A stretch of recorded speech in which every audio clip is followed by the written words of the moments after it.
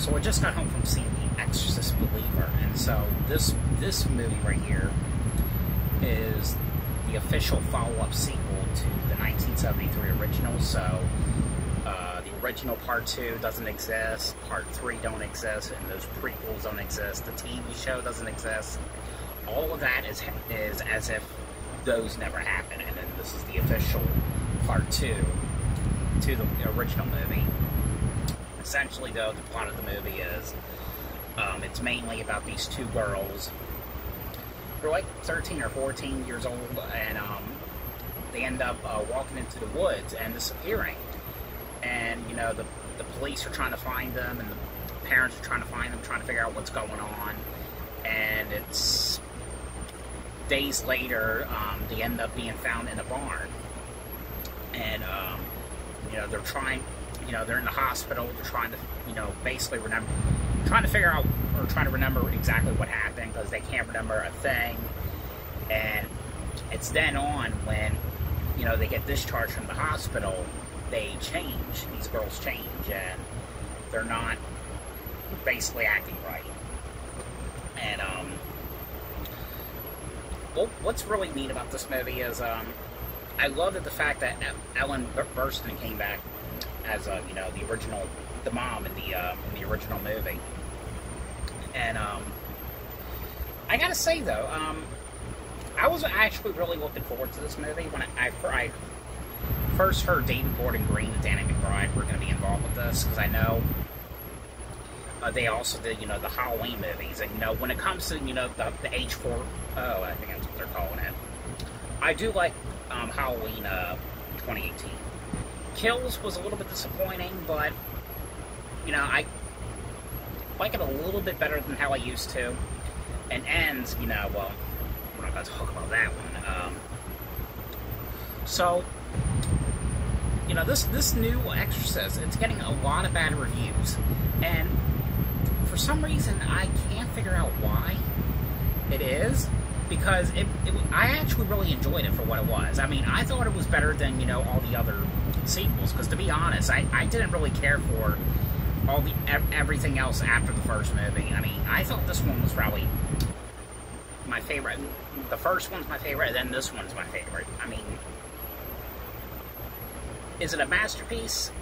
Absolutely not. But I do like it, though, for what it was. And, of course, it is something I would love to watch again and get on Blu-ray.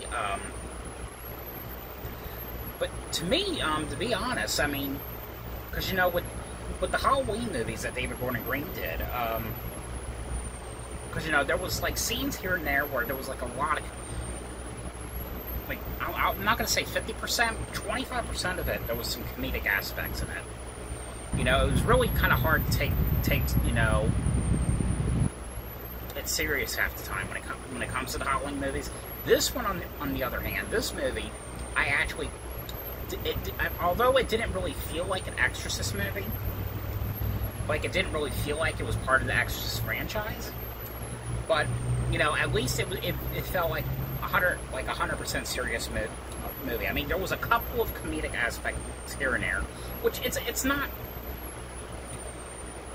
a bad thing when he puts, like, the comedic aspects in it. It's the fact that they put it, like, every 5 minutes in the movie. I mean, that's kind of like, okay, like, is this even a horror movie, or is this, like, a spoof?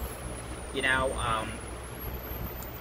so he might have, you know, rewatched the H4O movies, and he was like, oh, maybe I need to do a little bit better with my writing or something. I don't know, but, you know, this one, I did actually kind of enjoy this one, though. On a scale of 1 to 10, I'll give this one, we'll give it about a 9. I mean, because I,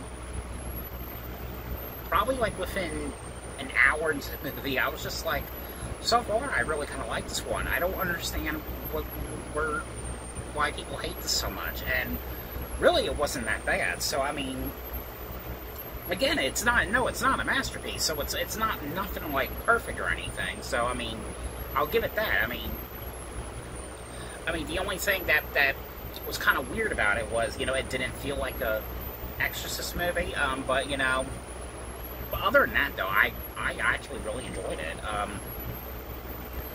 which of course, you know, there's 2 more sequels coming out. I think the second one that's coming out after this one is The Exorcist Deceiver, which comes out, I think, April of 2025. So I'm very interested in seeing what, you know, David Gordon Green does with the other 2 sequels. I mean, I don't know if I'll like them. I don't know, but because they're not out yet. I mean, they're not even made yet. And they'll probably get delayed because of the SAG-AFTRA strike. But you know, for what it was actually very interesting. I mean, I actually really enjoyed it. But definitely let me know what you think about this new adaptation, or this new follow-up sequel. But I hope you guys enjoyed this video. Thanks for watching, and I'll see you guys later.